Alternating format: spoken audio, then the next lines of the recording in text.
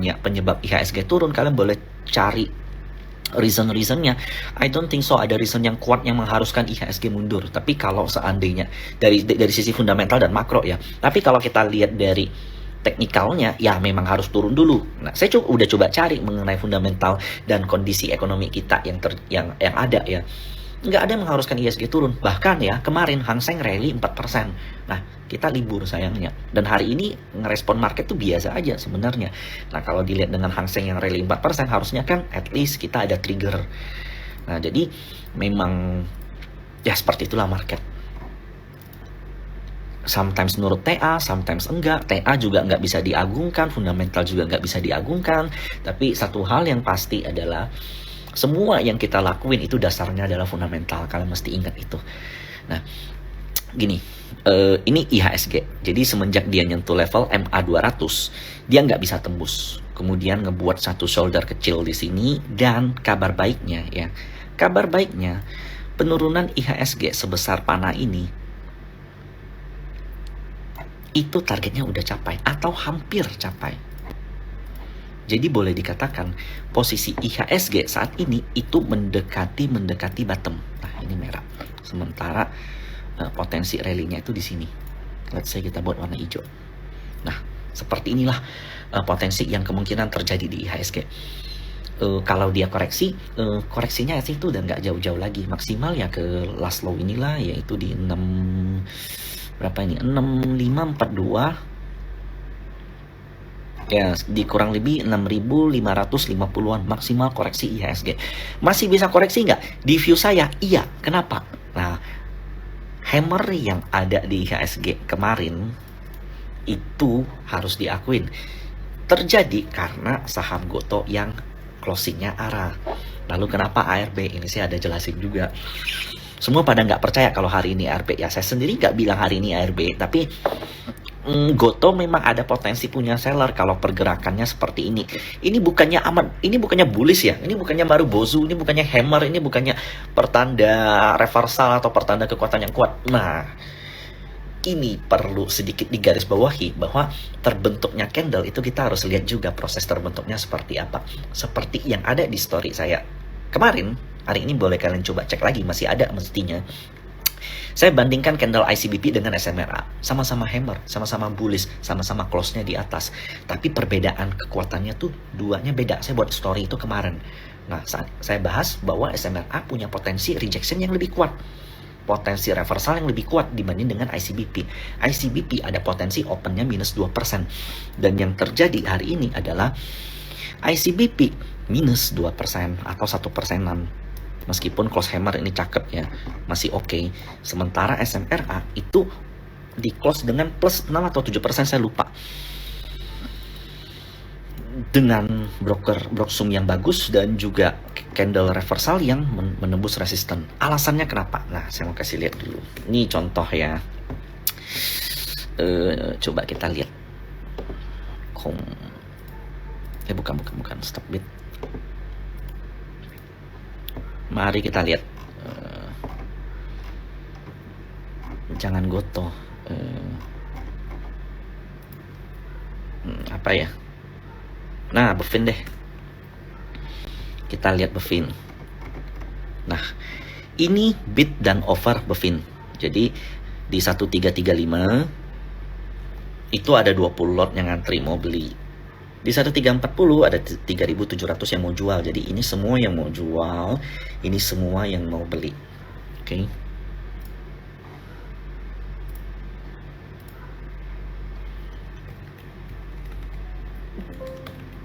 Iya. Harga sementara acuan.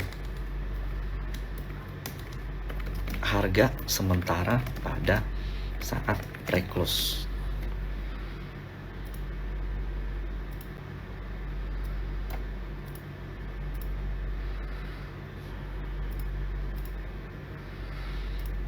Itu adalah yang terjadi pada jam 3.50 sampai 3.59.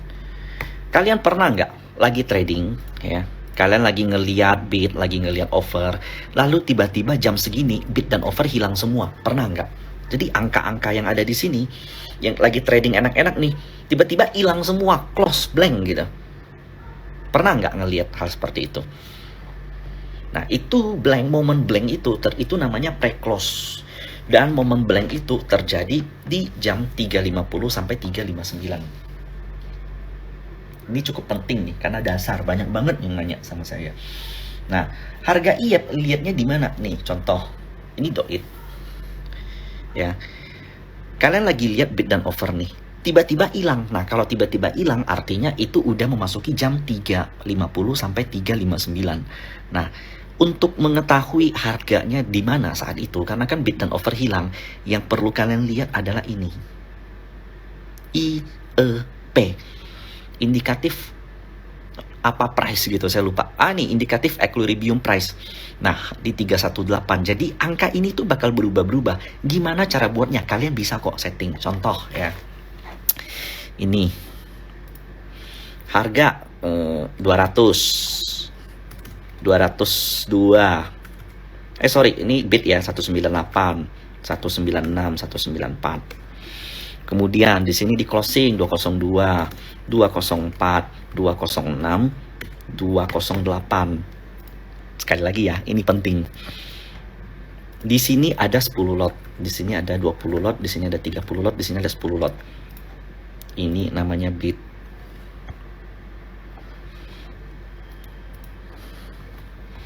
Ini namanya over. Di over di sini, let's say ada 10 lot. 15 lot, 10 lot, 5 lot. Let's say ya, seperti ini. Nah, anggap ini momen ketika terjadi 350 sampai 359. So, ini semuanya hilang. Ya, ini semua angkanya hilang. Closing terakhir di angka 200. Bagaimana cara membuat IEP menjadi 208? Anggap di sini ada tulisan IEP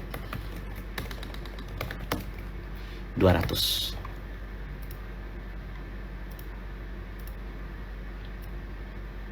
Nah, bagaimana cara membuat IEP ini jadi 208? Banyak yang belum tahu soalnya.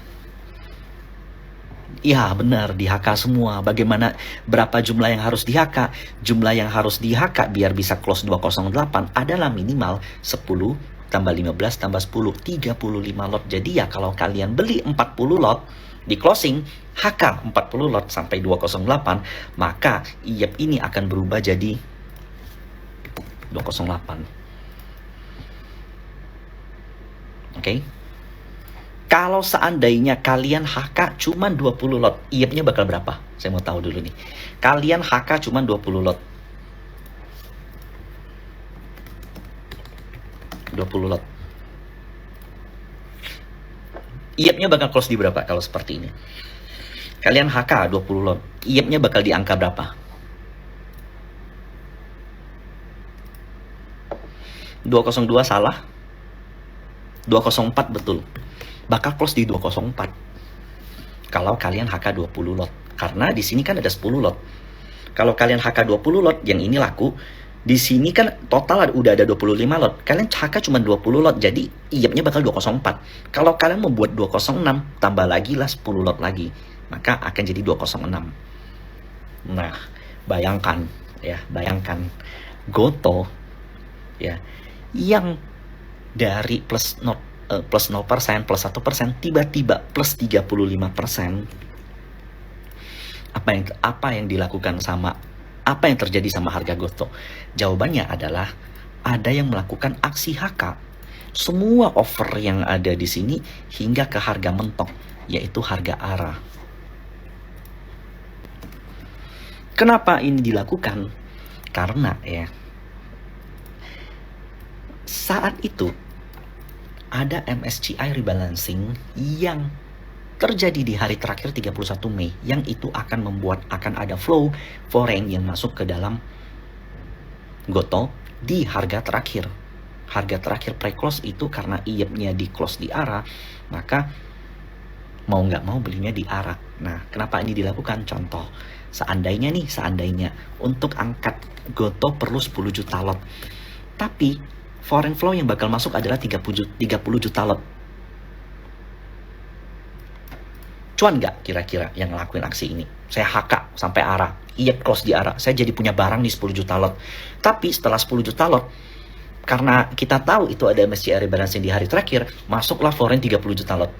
Saya untung nggak? Saya bisa langsung jual nggak? Bisa dong. Cuan, betul. Apalagi kalau kita punya harga barang di bawah sebelumnya, di hari-hari sebelumnya. Nah, itulah yang terjadi di Goto. That's why kenapa IEP bisa close di ARA, lalu kenapa pelakunya masih bisa cuan, lalu kenapa hari ini ARB. Karena, ingat, Goto di hari terakhir kemarin closing, harganya nggak close di bid, harganya close di over. Contoh ya, seandainya, ini saya mau nanya nih, IEP close di 204. Kalian beli 206, buy 206 di jam 4:10 contoh. Ini bakal kejadian atau di reject? Kalian beli 206, harga close 204.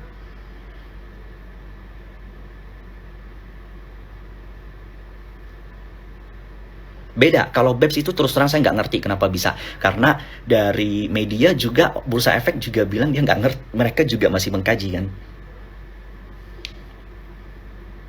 Enggak, yang bilang dapat 204 salah, kalian nggak dapat. Kalian mau HK 208, 20, 300, 400, enggak akan kejadian. Karena di closing itu hanya bisa diperdagangkan di satu harga. Yang bilang masuk 204, salah, reject. Kalian boleh coba besok. Jadi apapun yang IEP-nya close di berapa, kalian coba HK besoknya. Reject atau enggak. Enggak akan dapat, enggak akan kejadian, di reject. Karena berlaku hanya satu harga. Nah, kalau di Goto, iya, di harga ARA kemarin, berapa ya harga ARA kemarinnya? 147. Kalau kalian jual di 146, itu juga bakal reject. Hanya bisa berlaku di satu harga. 146, mau beli atau mau jual, terserah kamu. Kalau mau jual, kamu harus punya barang. Kalau mau beli, ya kamu harus siapin duit. Yang beli sih ya sakit sih, jujur-jujurnya itu bakal reject. Nah, jadi begitu close di 147 yang awalnya di bid, ya kalau kalian perhatiin dari jam 4 close di bid, itu semuanya muncul seller, plap, semuanya langsung seller. Yang dari awalnya bidnya bid siapa? Ya bid MSCI. Sellernya siapa? Ya yang udah punya Goto sebelumnya. Jadi masih cuan. Kalau IEP udah di bid tebal, kita nggak bisa masuk kecuali ada yang buang. Itu betul sekali. Jadi kalau 204 contoh ya, saya geser lagi. Jadi kalau ini ada dua ini lagi, dua arti lagi. IEP 204. Nah, 204 bid 1000 lot, 1005 lot lah. Nah, ini ada yang mau habis itu di sini 206 di sini ada mau jual 2000 lot contoh. Nah, di sini 204 karena IEP 204 dan close 204 dari jam 4 sampai 4.15 kalian masih bisa transaksi hanya di harga 204. Kalian bisa jual nggak? Bisa. Selama ini masih ada 1005 lot. Berarti kalian bisa jual 1005 lot. Seandainya saya muncul, Michael Yo punya saham ini.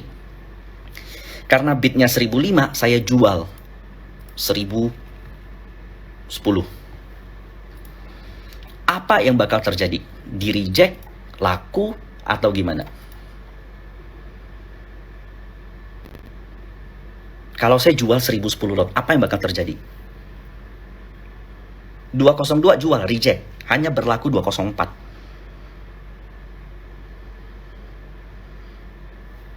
Harga pindah ke kanan, betul sekali. Jadi ini jadi 204, jadi over, dan karena 1010 ada lebih 5 lot. Semakin besar harga over close di closing, maka semakin besar Arti semakin besar lah petunjuk bahwa harga saham ini besoknya bakal turun karena masih ada sisa-sisa seller gitu. Nah itulah yang terjadi di Gotoh, itu kenapa dia bisa ARB. Uniknya kenapa foreign masih masuk di Gotoh, padahal kan MSCI udah rebalancing udah selesai kemarin. Nah yang terpintas di logika saya adalah seandainya foreign kan harusnya belinya di kisaran-kisaran harga segini nih, kisaran-kisaran harga segini, lalu ternyata closingnya di sini, closingnya di 30%, let's say lah 30% lebih mahal daripada yang mereka anggarkan. Kalau mereka anggarkannya 1 triliun, ya mereka ternyata harus siapkan 1 triliun 350 M. Duitnya ada atau enggak saya nggak tahu. Kalau seandainya tiba-tiba naik 35%, jadi kalau ARB ada sisa-sisa MSCI rebalancing yang belum laku karena uangnya nggak ada. That's why foreign masih masuk. Nah, to be honest, besok kalau minus 15% Gotoh tuh menarik karena harganya bakal balik ke sebelum spikes dari MSCI. Tapi saya nggak sarankan beli sama sekali, kalian boleh pantau. Karena minus 15% nih untuk retail tuh menarik. Untuk market maker susah. Kenapa? Ada yang tahu nggak? Nanti deh baru saya jelasin. Nah, jadi ini kita bicara Gotoh. Jadi Gotoh yang minus 15% besok ada potensi untuk ngebuat. Kalau seandainya yang minus 15%. Pertama, Gotoh kalau minus 15% itu menarik karena harganya udah balik lagi ke awal. Dan itu bisa membuat kalau IHSG itu masih berpotensi terkoreksi. Kenapa? Karena yang di cover hari ini seperti BBCA yang kemarin kan dibanting MSCI, belum lalu ada cover, ya ada potensi di taking profit dulu lah. Jadi saya melihat ya, nih contoh cara saya pakai paling sederhana tuh begini. Ini kan ada foreign flow nih, ini yang hijau-hijau tuh foreign flow 20 Maret ya. Tarik di sini 20 Maret sampai sekarang. Nah, kalian lihat ini foreign yang di sini average-nya berapa? 8.980. Nah, sekarang kan 9.200. Jadi kalau kalian beli sekarang, to be honest, mahal. Tapi kalau di bawah 9.000, ya di sini. Di sini tuh murah. Nah, inilah areal buy.